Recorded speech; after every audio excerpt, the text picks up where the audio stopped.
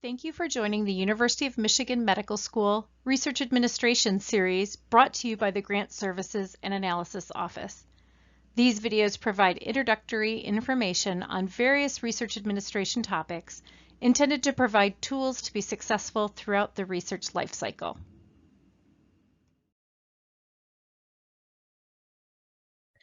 So sometimes, despite our best efforts, we may come to the end of a report period and find out that we have projects that are still sitting open. So the project has ended, but the project grant is still sitting active and open in our system. So we're going to look at a couple resources and tools you can use that will help you identify those old open projects, and then some tools that you can use to do a little bit of detective work on why they may potentially still be sitting open, and to let you go ahead and address and resolve some of the discrepancies that may be preventing that from closing.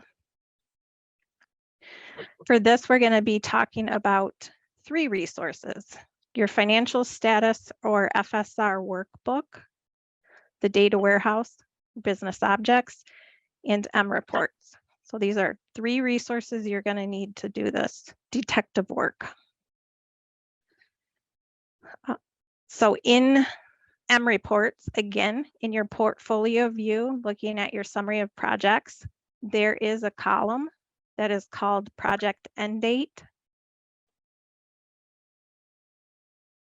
You can actually go into reports and sort your projects by project end date. So there's a little arrow there, looks like a caret. If you click that button, it's going to sort your projects, and you can have your oldest projects at the bottom, or you can sort and have your oldest projects at the top. But what that's going to let you do is put your projects in order to where you can easily look and find projects that may have ended more than 9 months ago. So typically after 9 months, we would expect, if things are running smoothly, to see that activity inactivated in our system. So anything older than 9 months is considered an old project, and that's where you're going to want to look and say, hey, how come I still have a couple projects out there from 2020 that haven't closed out? So this is the easiest way for you to go in and look and see where are the old projects that you want to start tackling. Go in, use that project end date column, sort by date, and it will group all of your old projects together.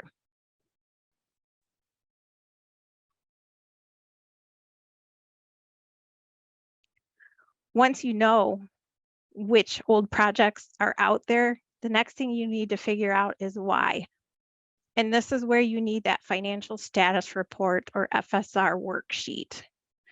So I'm going to take a minute and remind people it is the department's responsibility to retain copies of your FSRs. You need to have those on file in the department.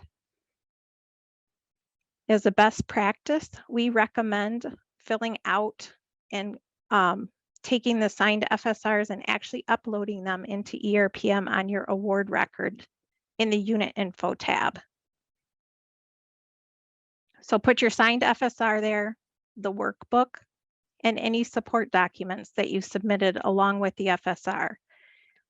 That way, if you need to go back 1 or 2 or 3 years later to figure out why your project hasn't inactivated, you can pull up the report and see what you reported on as your final expenditures, right? And the information that you're looking for is that information in the total project expenses column. What were the numbers that I reported to sponsored programs as my total project expenses? Because that's what you need to see in the general ledger for your project to close.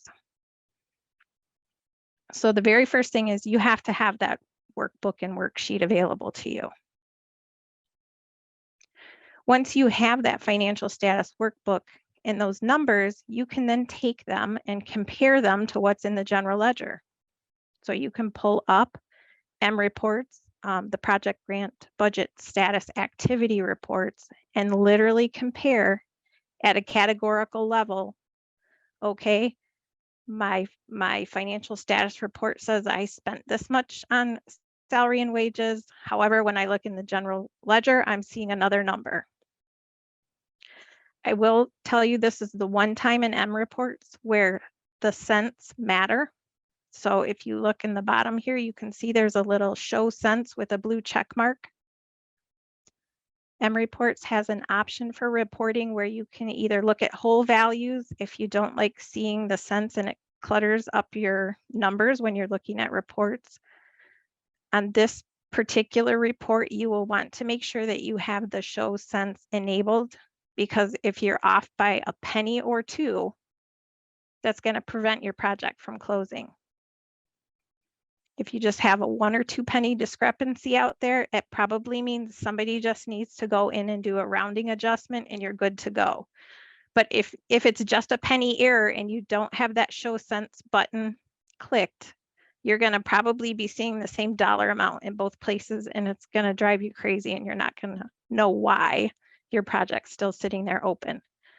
So in this instance, even if you're not a show cents person, I would recommend turning it on just for this functionality. You can turn it back off when you're done.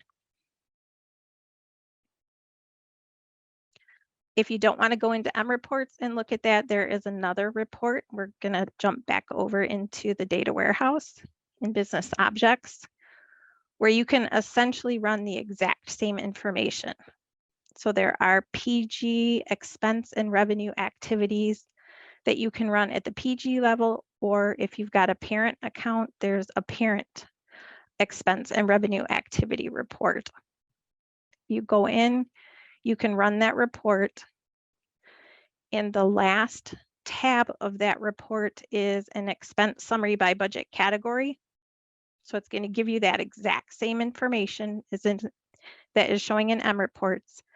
This is the same as other business objects reports. You can export it out to Excel.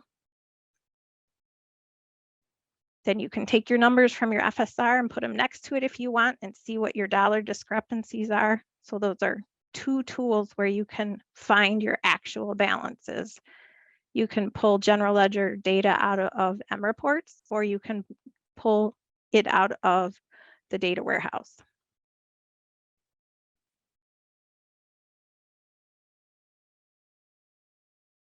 Another tool that is in there is a report called SOA balance. So there's a parent with subs report or an SOA balance by PG.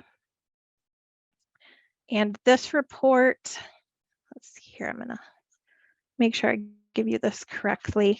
You can run it the day, you can put in a date range and run it for after your project has closed to see any SOA activity that has posted to your project after you've submitted your FSR.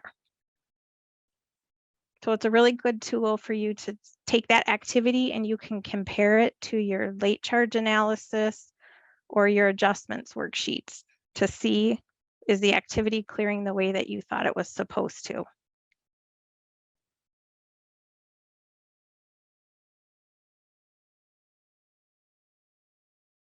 And that's because your end goal is you want your SOA balance to be 0, right? Across any of the funds, it needs to come out to 0.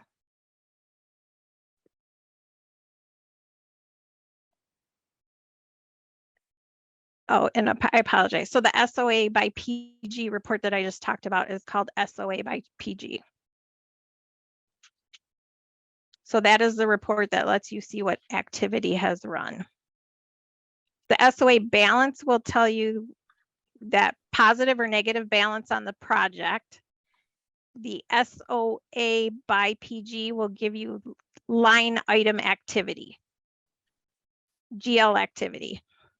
So the SOA by PG report is very similar to if you use the combined activity report in M reports. It's a very similar report. The benefit of using the business objects report is that it doesn't limit you to running activity to 365 days. So in M reports, you can only run journal activity for a year at a time.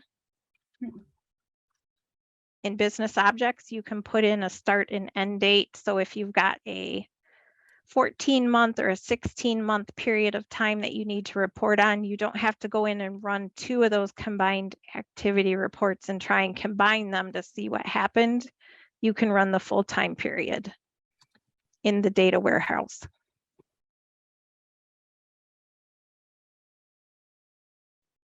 Okay, so hopefully these resources are going to help you know how to identify what your old projects are and how to find them.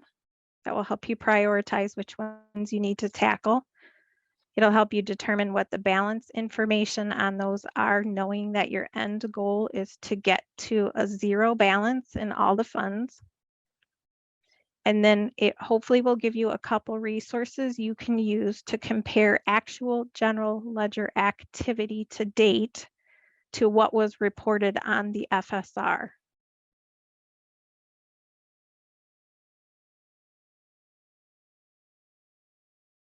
Thank you for watching this video. For additional tools and resources, please see our website under the Training and Resources section or by reaching out through email at msgrants@umich.edu.